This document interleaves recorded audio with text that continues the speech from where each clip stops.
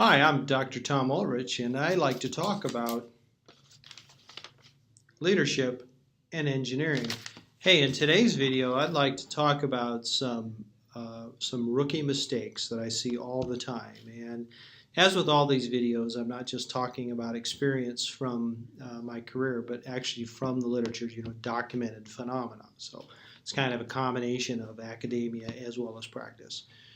So, I see with new leaders all the time, and this is borne out in the literature, that there's one thing is leadership fundamentally involves communication. In fact, there's a couple different perspectives that people who write textbooks on leaderships take, and one of them is called the communication perspective, where they come at it saying we're going to view leadership through the lens of communication. So communication is absolutely fundamental to leadership. And the rookie mistake you see is for people to not get that. And so maybe they'll give somebody an assignment, and then the person getting the assignment will misunderstand it and do the wrong thing, and then the leader is very frustrated that their person they gave the assignment to did it wrong and didn't do what they said, and so on.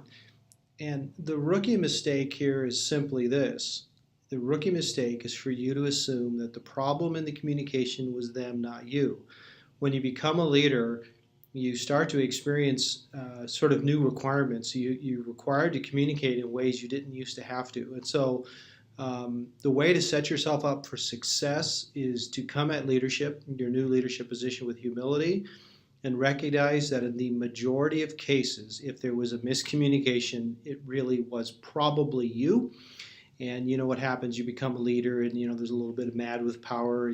Most people have that to some degree, and you're all kind of impressed with yourself. You tell yourself all these stories, and the bottom line is, until you've gone through a period of time where you've really focused on becoming a better communicator, you're probably a pretty poor communicator. So the second rookie mistake has to do with, it starts with a body of literature known as attribution theory. It kind of started with Lee Ross in 1977. And there's something called the fundamental attribution error. Now, if you've ever taken a class in psychology, if you still have your textbook, go back and there it is, right there in Psychology 101. What the idea is your brain is involved in perception, and it will you'll perceive things, and the cognitive part of your brain, the cognitive part is kind of where you're doing what we classically think of as thinking. It'll accept a perception as a fact, and we know that there's some built-in biases to how our brain works, and the first and most fundamental one is called the fundamental attribution error. And what attribution theory specifies is that when you see someone doing something, that you can either attribute that action to internal factors like their character, or external factors like their circumstances. So let's say you see somebody who makes a statement you know to be false. If you make an internal attribution, you might say that person is a liar.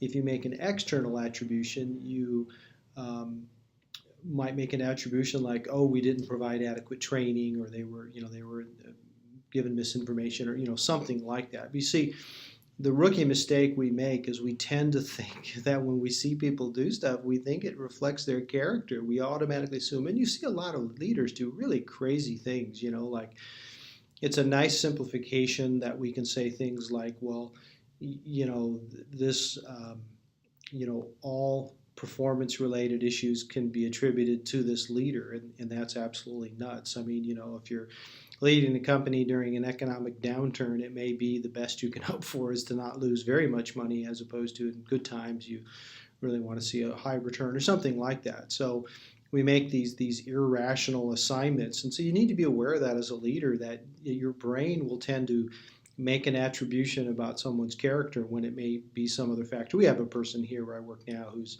always making everything into a moral issue, like as if we propose a different way to go about something, and the person's always suggesting that we're cheating, or just crazy stuff.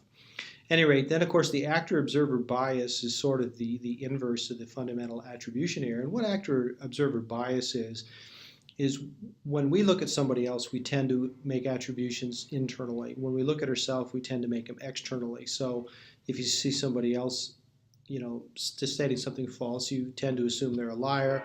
Whereas with ourselves, you automatically assume that, well, you're a victim and that you were given bad information or something. And then the third one is the self-serving bias, and that's kind of related, but it goes like this: is the way the human brain is wired is as a leader, your brain will tend to tell you that everything good going around you is because of you, and everything bad around you is because of that guy over there. You see how that works? So you tend to just irrationally take credit for things that are bad and disavow credit for things that are good. And it's really pretty crazy. And the problem is it eliminates a possibility that every leader needs to humbly consider. If your group is succeeding, the right question to ask is this group succeeding because of your leadership, or is this group succeeding in spite of your leadership? See, the fact that your group is succeeding doesn't necessarily mean you're doing well as a leader. It might be they're doing a good job of sort of compensating for you and picking up the slack and things of that nature. So it's just something to be aware of, that the logic that, well, look at all the great things our group did, I must be a great leader. That just simply logically is not true. At any rate, so those are 3 rookie mistakes. If you liked this video, you want to see some more, there's links on tomulrichconsulting.com. And I'm Dr. Tom Ulrich, and we will talk to you later.